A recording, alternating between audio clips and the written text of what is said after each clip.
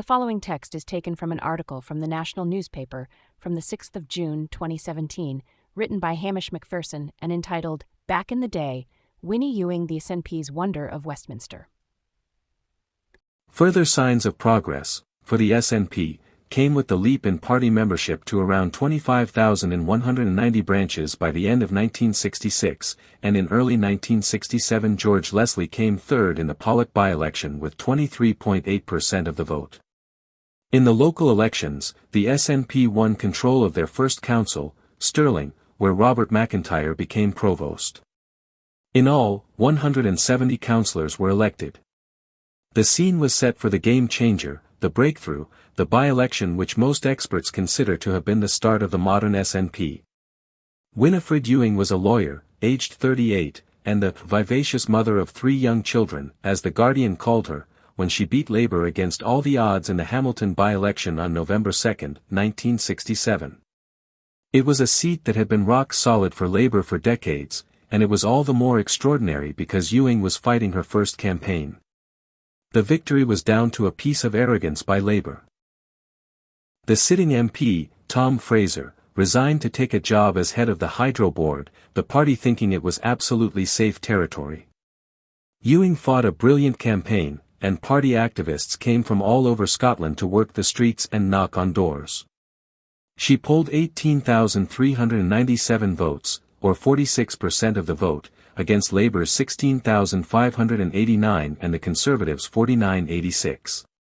Ewing was told by the party to try to come a good second in order to encourage the members. The SNP even then felt they were not ready to win. As ever, Ewing would later write, "I overdid it, and as a result my life changed forever." When the result was announced, one newspaper recorded that, outside in the pitiless rain the vast nationalist camp went crazy with delight at the breakthrough victory the movement has been seeking for years.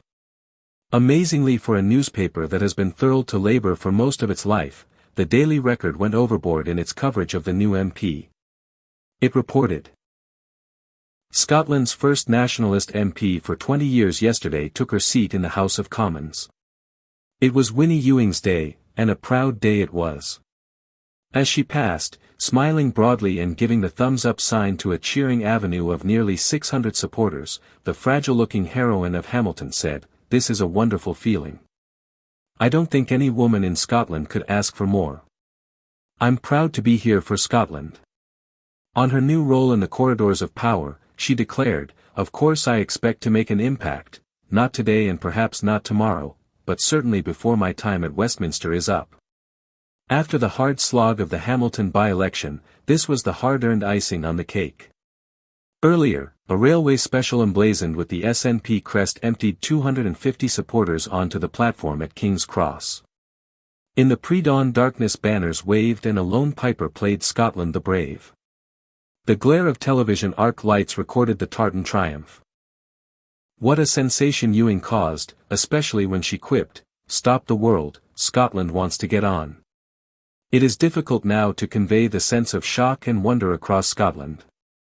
The 3 parties which had all had their turns at being top dogs, the Liberals, Conservatives and Labour, all went into deep shock.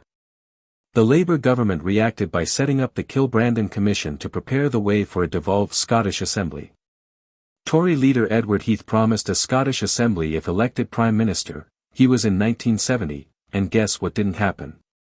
At that year's general election only Donald Stewart was elected, but since then the SNP have always been represented in Westminster.